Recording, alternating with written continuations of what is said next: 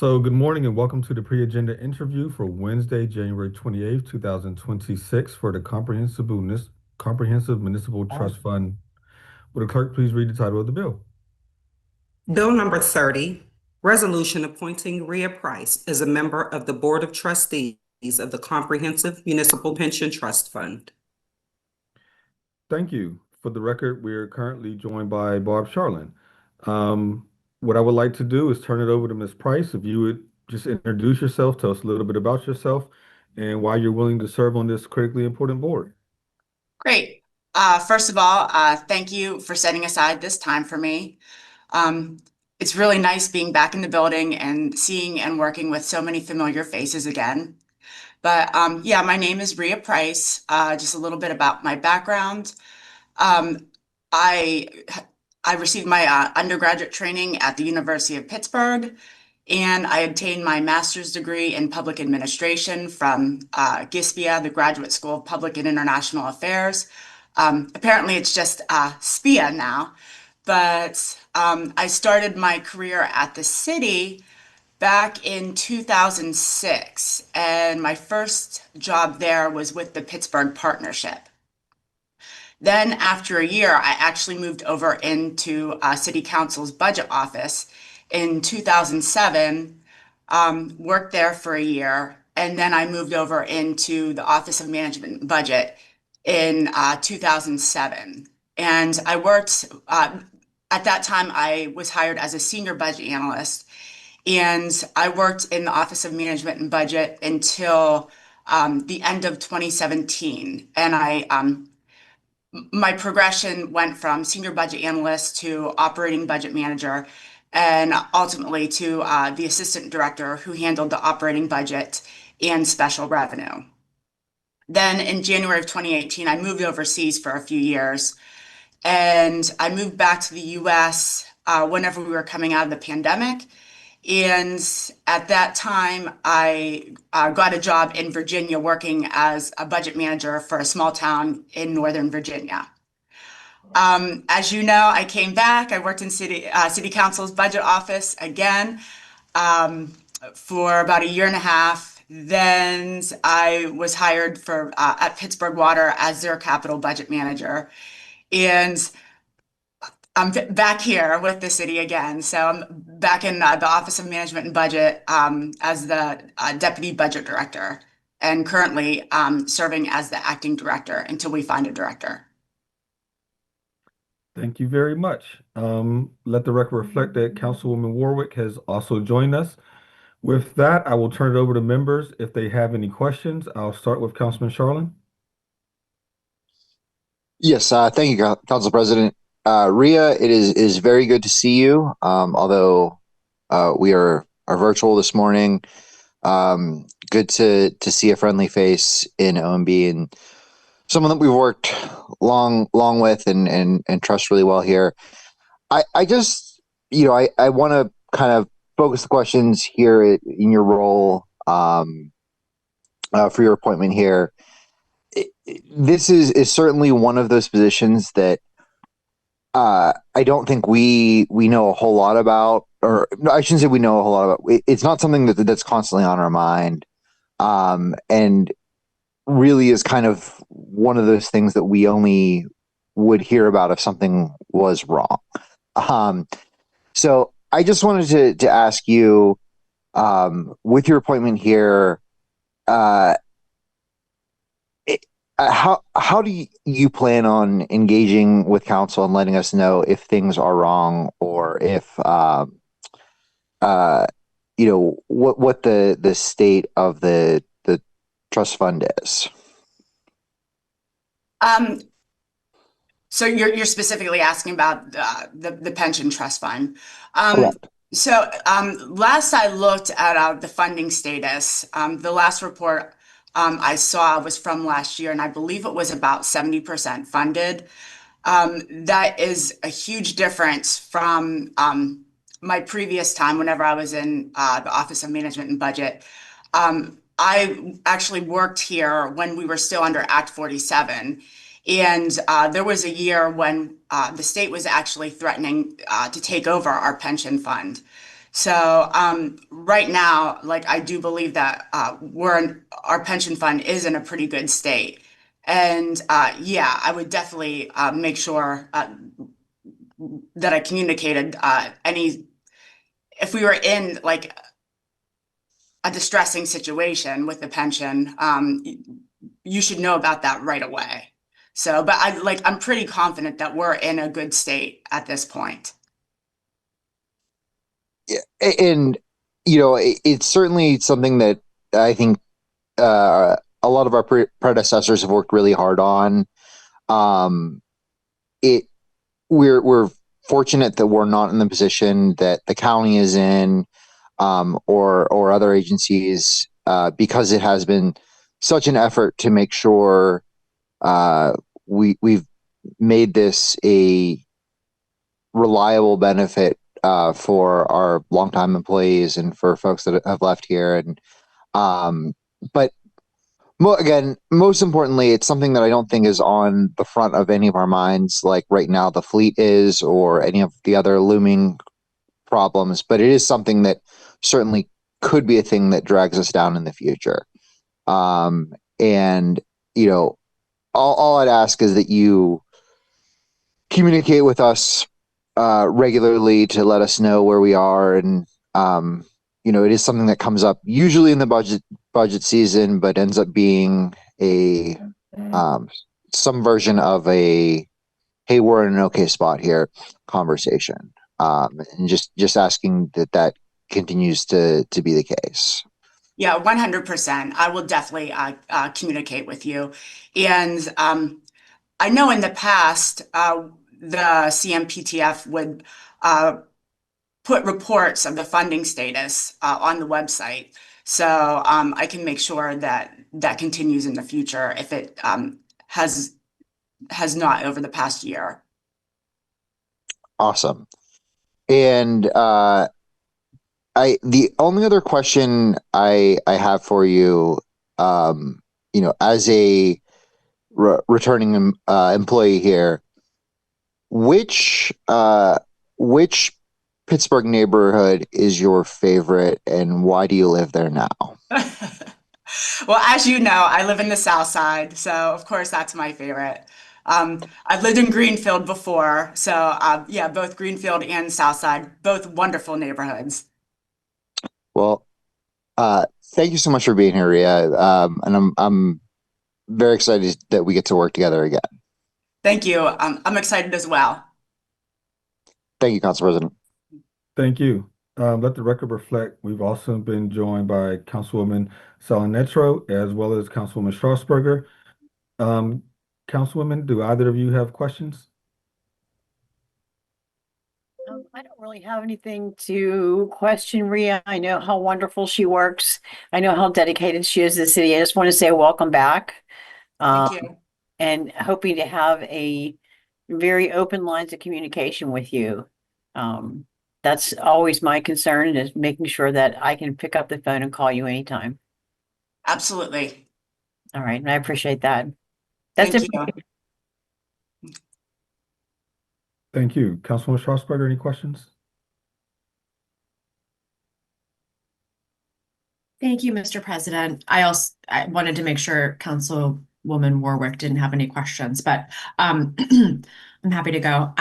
Welcome back to the city, Acting Thank you. Director Price. It's great to see you. And my questions follow the same line of thinking as some of the previous questions. I'll frame it a little differently. Council often gets information about revenue and spending, just like very generally budgeting, from a lot of different sources, from the finance director, from the director of OMB, from our own city council budget director's office, as you know, and from the city controller. In your world, like having the vantage point that you do, having served in so many different roles that I just mentioned, what do you think is the best way to synthesize that information, so the information that council members are getting, not just when we pick up the phone and call you, because I know that you'll be accessible and wonderful to provide us with information as we need, but in this acting role, for this time period, what do you see as the ideal, I don't know, way to ensure that the communication that flows to council is proactive and that it's coming from maybe one source and not conflicting sources from different offices? That's a very good question. So since I've left, it seems that you have regular monthly meetings, the Joint Financial Task Force meetings. I believe that those are going to continue. So I think that is a great forum to be sharing regular financial information. Um, um, I believe you know that this office produces quarterly reports as well. And whenever we publish those reports, I think it might actually be helpful to set up meetings whenever we release those. So, because I think that those are produced, but nobody really reads them. So, a lot of work does go into those. And like I know in the past, whenever I worked over here in OMB, I really enjoyed putting those together. And they like really spelled things out to me, and I could, put the pieces together. So, but yeah, I don't really know how many people actually read those once they're published. So, I think it might be useful whenever we release those, we schedule a meeting with council members and the controller to go over our findings in those. But as far as anything else, I'm more than happy to talk about other possibilities of information sharing too. Definitely open to that. Great. Yeah, it's interesting sitting in the role that I do as finance and law chair. I sort of do get the opportunity to think about the budget on a year-round basis. And that's not necessarily the case for every council member. We're all working on all of our issues and handling constituent concerns, right? So having the opportunity for all council members, even just quarterly, to get whether it's a briefing or whether it's some other venue or forum, I'm open to that as well. I think it's a great idea. Okay, great. Thank you. That was really the one question on my mind. I'll leave it there. I appreciate your willingness to serve in this role. Thank you. I appreciate that. Thank you. Councilwoman Warwick, I'm not sure. I know she was having some internet problems. Are you with us? Or if you have any questions? I am. I don't have any questions. I'm about to jump on a bus. So it's cold out here. But listen, Rhea, I'm so glad to have you back. Like, when you're working at the city, so often people will leave and you're like, oh no, what are we going to do without them? And you were certainly one of those people. So I'm super excited to have you back. And I look forward to seeing you out on the bike trails soon. Yeah, exactly. Yeah, I'm very excited to be back as well. And yeah, I'm sure I'll bump into you on the trails again. Thank you. It is definitely cold if the councilwoman's getting on the bus and not on her bike. Um, Rhea, it's good to see you again. Welcome back to the city of Pittsburgh. I will simply say the Municipal Trust Fund is obviously critical.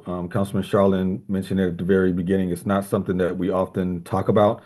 I will say that everyone that serves on it, especially Chairman Ralph and like others, really, really care about maintaining this trust fund and ensuring that it is at a well-funded position.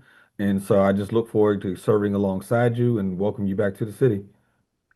Thank you so much. I really appreciate that.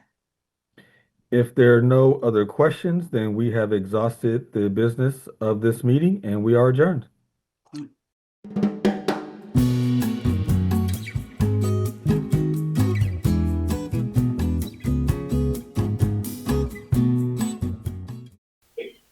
Good morning and welcome to the Standing Committees meeting for Wednesday, January 28th, 2026.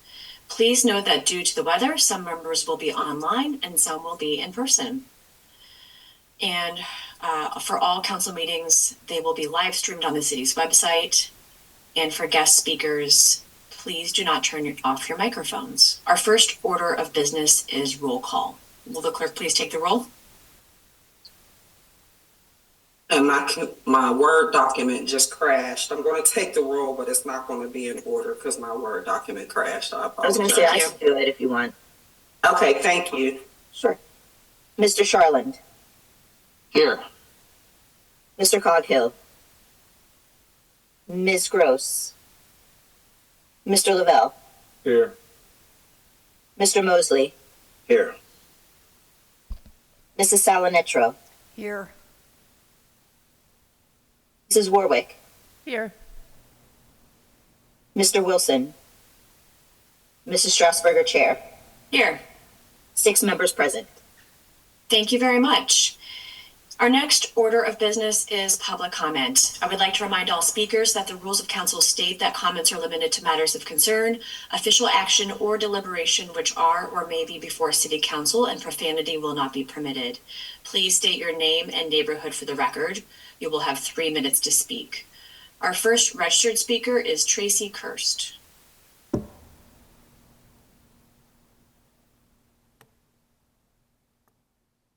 Hi, can you hear me? Yes, we can. Okay. Hi, this is Tracy Kirst. I live in Brookline, and I am speaking about the situation with ICE and concern. I have concern about when ICE has a bigger presence in our city. They are already here and creating a lot of problems already, creating a lot of fear and concern for constituents and residents, both citizens and non-citizens. And given that the mayor has stated that that we will not be working with ICE, I think it's really important that we come up, that as citizens and residents, we can see a written policy and plan as to exactly how it is that the city is going to be protecting us. And it's critical to know exactly what to do and how to respond when ICE approaches us or when ICE is in the city. And I think that it's just saying that we're not going to cooperate with ICE is too vague. It's very unclear for everybody to know exactly what that means. So I'm really urging the council and the city to come up with a written, clear plan and policy around this. I think that some kind of a know your rights situation would be really helpful for the citizens here. I keep saying citizens, I really mean residents. So that we know exactly when an ICE officer is spotted or comes to somebody's door, what it is exactly they should be doing. We don't know if we can call the police. We don't know what to do. And at this point, we have literally thousands of residents that are afraid to leave their homes. They can't go to the grocery store. We have teams of people throughout the city that are delivering groceries to people, and because they're too scared to go out of their home. It really needs to be addressed very, very clearly by the city so we know exactly what to do and how to do it, what our rights are, and in the bigger picture, what it is that the city is going to do to hopefully prevent what's happening in Minneapolis and the complete takeover and occupation by ICE and Border Patrol forces. So I urge the city council to do whatever it needs to be done. The costs to our city are too big, both monetary costs, the amount of money that's being wasted or will be wasted on this, the emotional toll is a terrible cost for the city. You know, people are not able to go to work. People are not able to live their normal life. Thank you very much. And if you have further comment, please do share it by email to our city clerk, and that will be distributed to council members. Our next registered speaker is Tracy Baton.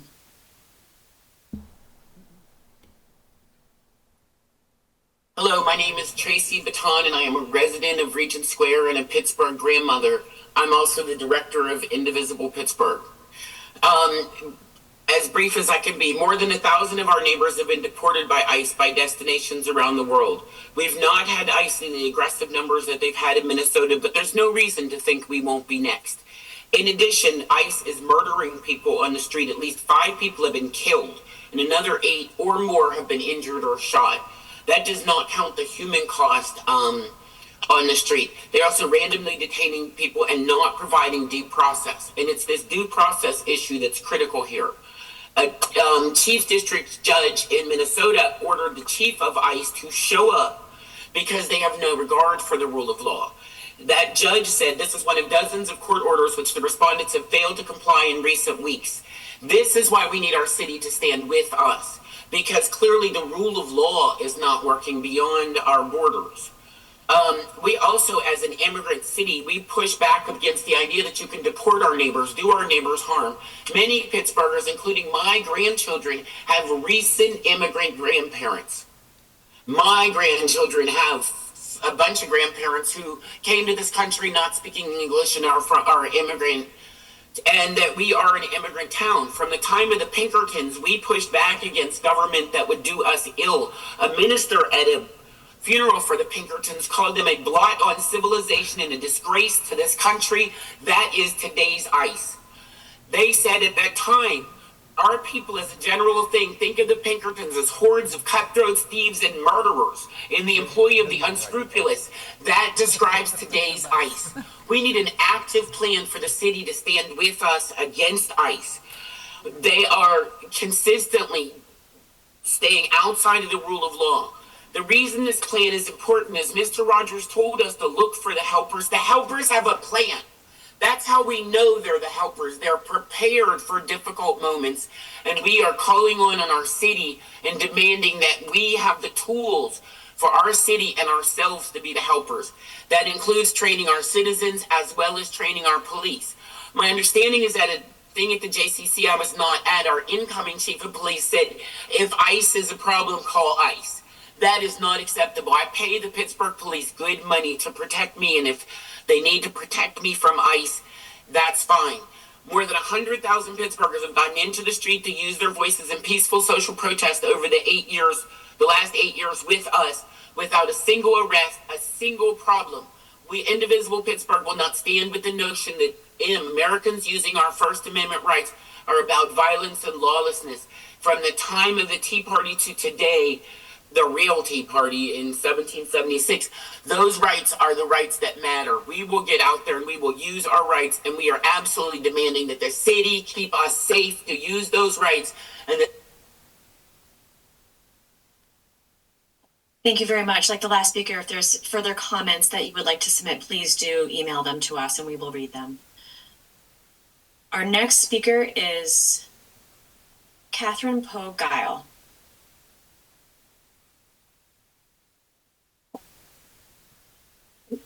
Hello, this is Kay Poe-Guile, and I'm here with a similar request and ensure, I think, that Pittsburgh will not sign a 287G agreement with ICE. We do not want to cooperate with ICE. I think that should be clear.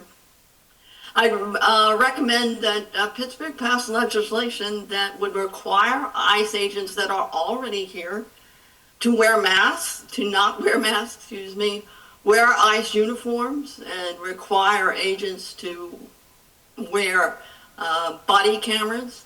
I think similar legislation has been drafted for California, and I do recognize that it's under some legal contest, but I think these are some things that perhaps the council could work on as legislation. Perhaps it is also being done at the state level, but that would be some things that we could do in the short term to try to immediately try to limit ICE. Of course, there are so many reasons that the two previous speakers have commented on of why we'd like to limit or keep ICE, additional ICE out of Pittsburgh. They've shown themselves to be willing to murder anyone who will perceive is standing in their way, willing to cover up their heinous acts, willing to arrest children to use them as bait to apprehend their parents, and willing to illegally enter homes, schools, churches, and restaurants. And obviously they're willing to ignore the law. So in short, ICE has acted immorally, unethically, and criminally, and Pittsburgh has the opportunity to do what is right by doing what we can to keep ICE out of the Pittsburgh and be on the right side of history. Thank you so much for letting me get a chance to talk. Thank you. Thank you. Our next speaker is Darcy Fayok-Zotter.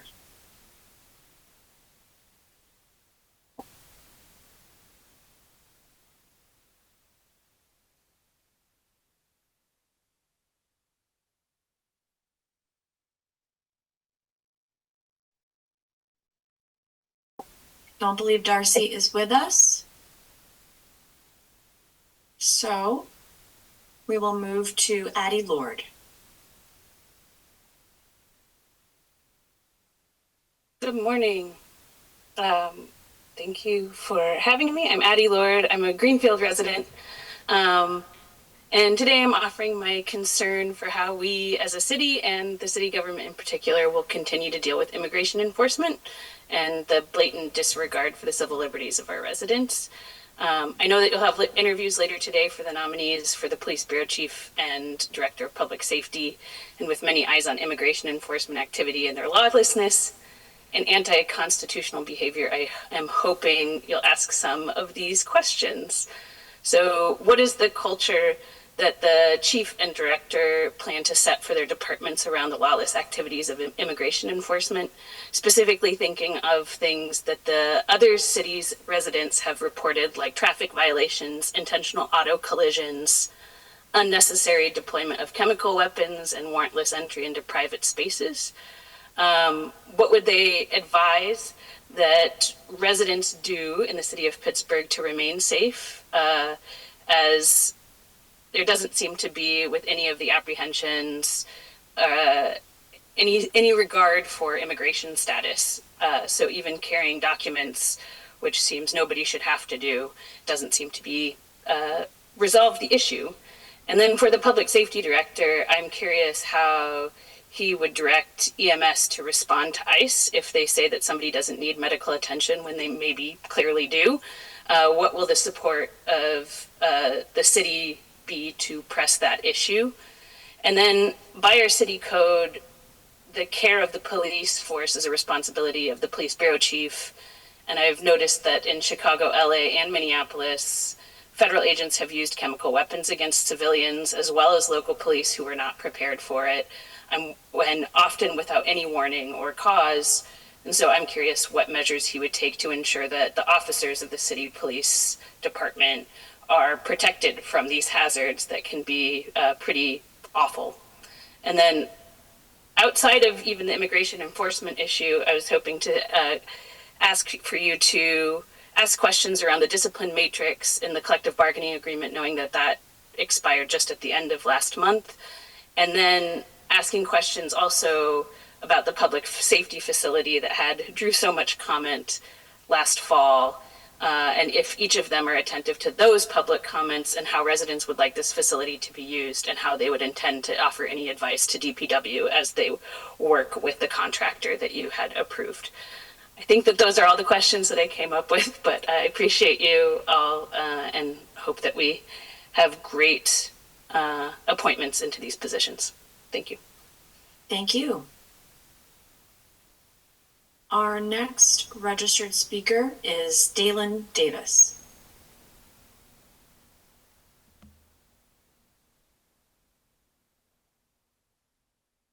I don't believe Dalen is with us unless he is in chambers, so we will move on to Daniel Patel.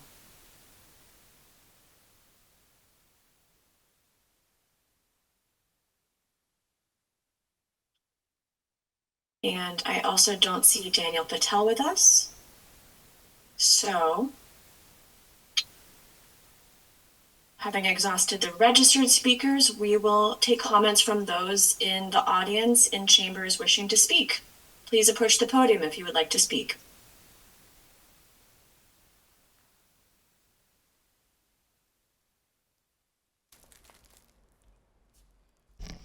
Good morning. My name is Javon F. Brown. I live at 715 Mercer Street. I have asthma, and this weather really bothers me. But I still came down to mess with Jens.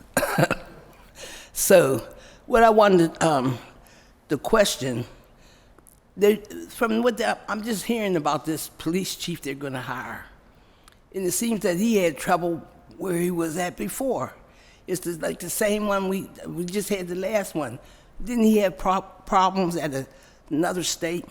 The only thing I wanted to tell Jens is that maybe Jens don't seem to understand. When you bring these police from another state or whatever, they really don't treat us like they should. You see what they're doing with what those special agents are doing. They done killed two American citizens. 2 American citizens. And were they white? So you can imagine if it was a bunch of black people, we would be dead. They would kill all of us. You know, there's a problem with this United States. And the problem is that they give too much authority and they pay too much attention to your police, our police. When I went to Jamaica, they have no respect for the police. They call them fools. They don't get in their face, but they have no respect for them. Here, it's in the United States. Anything the police say, you just take it as truth, and it's not. I can remember when they had, with the police review, my girlfriend, Ora Mae Arnold, she's dead, but she used to be the one that I would talk to, and then she would tell me, because sometimes I can be a little harsh, but she has said, Yvonne, when they really look at how many times or the hours or the minutes that you council people don't come to the table, like you got a half an hour every day just about before you start the meeting. So add them up. Dr. Miller, now he's a wizard. He's been keeping count of when it's come and so on. And did you see actually what he's saying? The gents didn't come as much as me and him. And all I'm coming to do is just to try to tell you that you need to consider us. What we're telling you, you can't know it if you're not in my community. There's no way you would know. No way. You have to be in the community. And if I come down and I say something, I'm not trying to really, because I have been really praying, because my family has really turned against me. I'm talking about my daughter and my husband. In the building where I live, there's the woman that I told you that beat up the man with the stick. He beat the mother and the daughter with the hammer. Now, the mother has since died, but she had cancer. She was sick. This woman, if she sees me in the building, she says something to me. I keep walking because her and her sister's supposed to have actually killed someone. Well, anytime I see her, I walk. I run. I mean, for real. If I see her, I go the other way. Now, my daughter, I'm on the 3rd floor. My daughter, we're at the elevator. I see her on the elevator, and I just left, because I do it anytime I see her, I go the other way. So my daughter came down. Oh, sorry. But anyway, please, if we're coming down here, please listen to us. You're doing better because you're not on the computers and the phone and stuff today. Please don't. When we're talking, we only got 3 minutes. You just got, hours, and you even you did it on Sunday. And that right there, I believe, Thank you, Ms. Brown. 100% wrong. Thank you very much. Are there any further speakers? There being no further speakers, we will move on to our standing committee's agenda. And our first committee of the day is the Finance and Law Committee. We have deferred papers, bills. Bill 39. Bill 39, ordinance directing the Allegheny County Board of Elections to place before the qualified voters of the city of Pittsburgh at the 2026 May primary election, a referendum question: shall the Pittsburgh Home Rule Charter, Article 3, Legislative Branch, be amended by changing the budget approval rules to ensure timely passage at the end of the legislative session? Motion to hold 1 week with discussion. Second. So There's a motion to hold? Yes. Thank you. Very briefly, I'm going to motion to hold the second one as well. The intent here is to ensure that once council passes the budget, if any mayor were to not act, that budget then takes effect, as opposed to having to start an entire new budget process in the new year.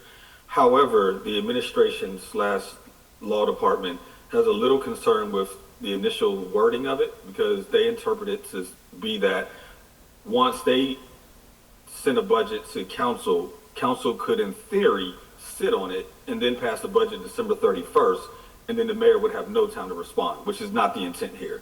The intent is to still allow the administration the 10 days that they're granted to act. So we're working with the administration to clean up the language a little bit. I just wanted to brief council on where this stands, and as soon as we have that language, I'll bring that forward. Thank you. Is there any further discussion on the motion to hold 1 week?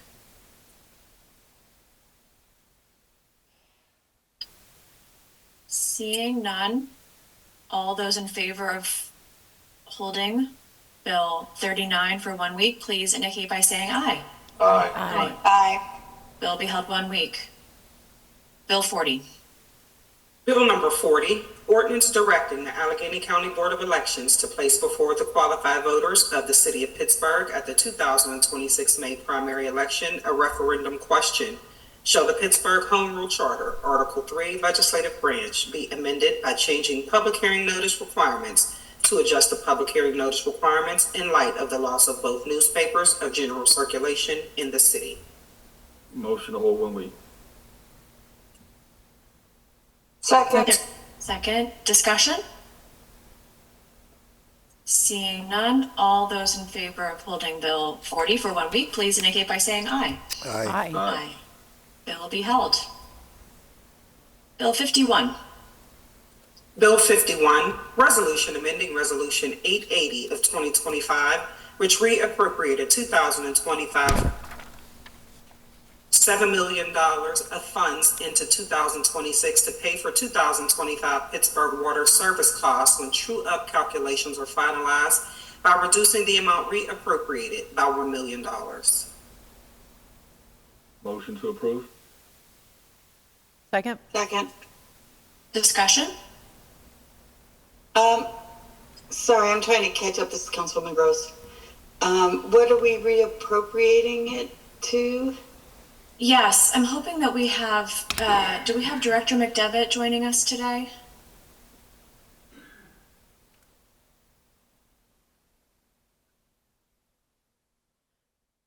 No, I don't think he's in. Okay. I might motion to hold 1 week in that case because he has the intricate explanation that I don't have at my fingertips, but it's essentially it's a correction that was made in our sort of end of year true up that he deemed to be a correction of some sort, but I wanted to make sure that he was present to brief council on this. So. Oh, so he brought it to you. Correct. Sure, absolutely. So why don't we, because this is a large amount of money and it's important for everyone to understand what we're voting on. If I can have someone motion to hold for 1 week. Sure, motion to hold 1 week. Second. Any further discussion? Okay, all in favor of a 1 week hold, please indicate by saying aye. Aye. Aye. Aye. Aye. Bill 51 will be held 1 week. That takes us to invoices. Is there a motion on invoices? Motion to approve. Second. Discussion? Seeing none, all in favor of invoices, please say aye. Aye. Aye. Invoices are approved. Takes us to P cards. Is there a motion on P cards? So moved. Second. Any discussion? All in favor of P cards, please say aye. Aye. P cards are approved. That takes us to Public Works and Infrastructure Committee chaired by Councilwoman Salinetro.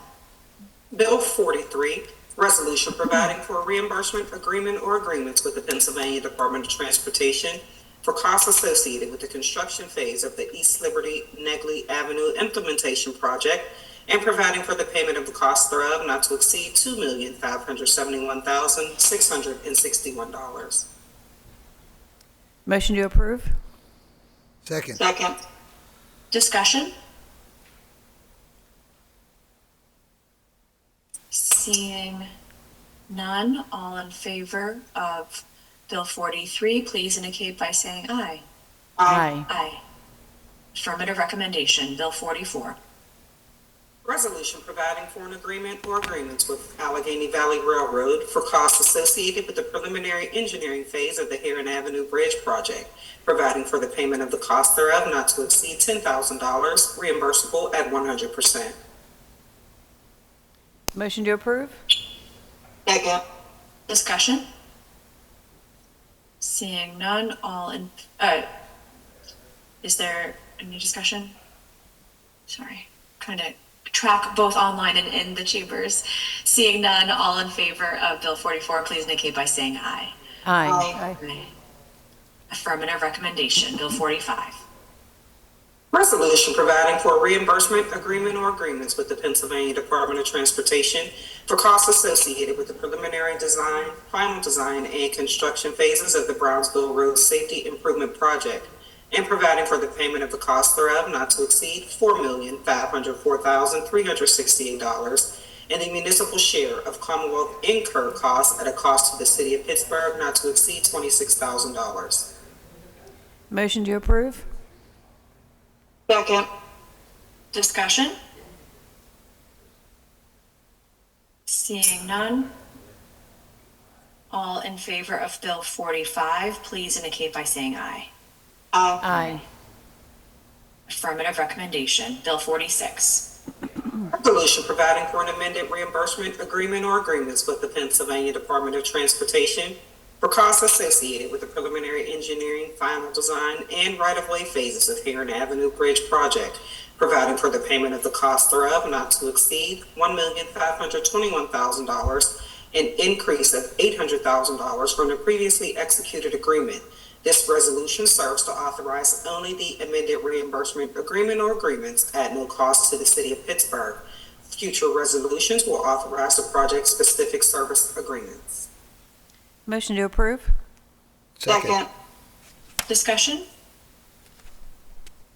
Seeing none, all in favor of Bill 46, please indicate by saying aye. Aye. Affirmative recommendation. That takes us to Recreation, Youth, and Senior Services Committee, chaired by Councilwoman Warwick.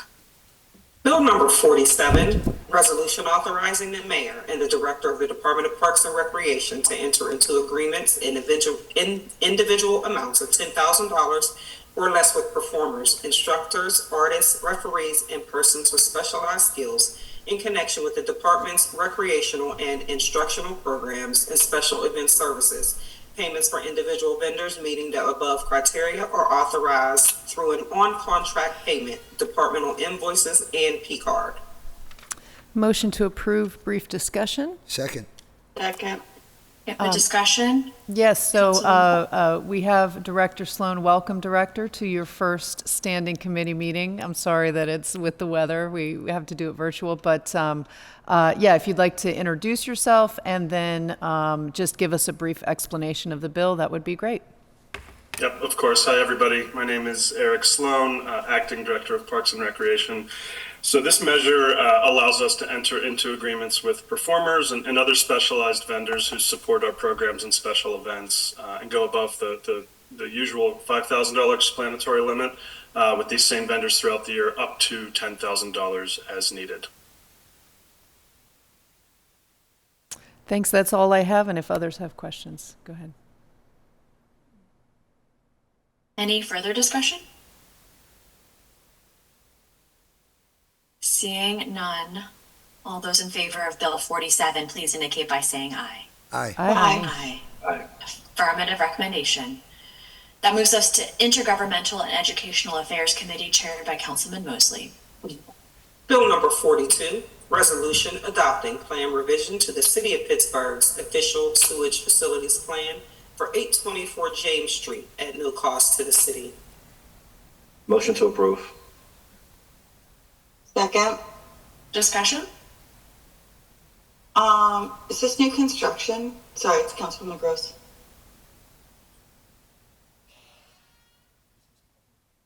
Oh, I see that it is. Sorry, I'm opening the attachments now, so I was just a little slow. Thank you.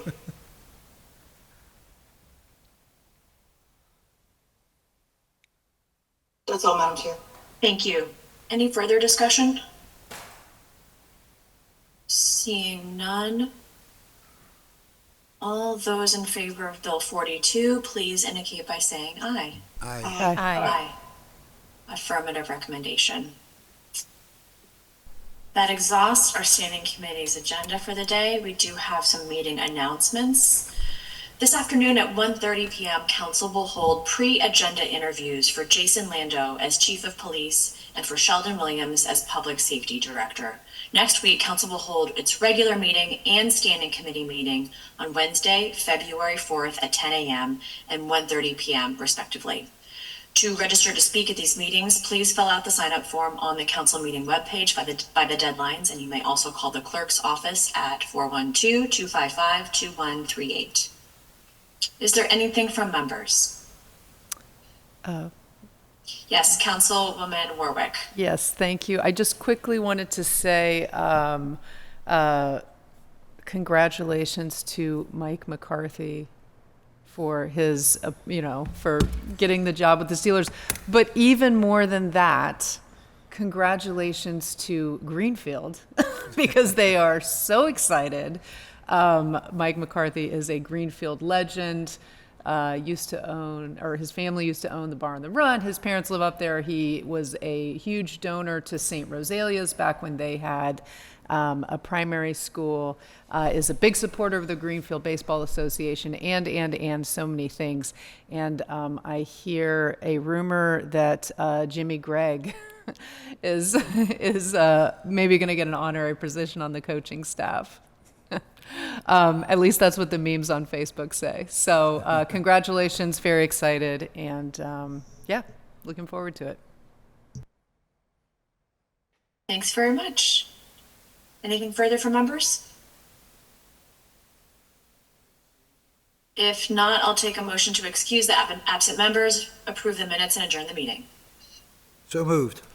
Second. All in favor? Aye. Aye. Meeting is adjourned. Thanks, everyone.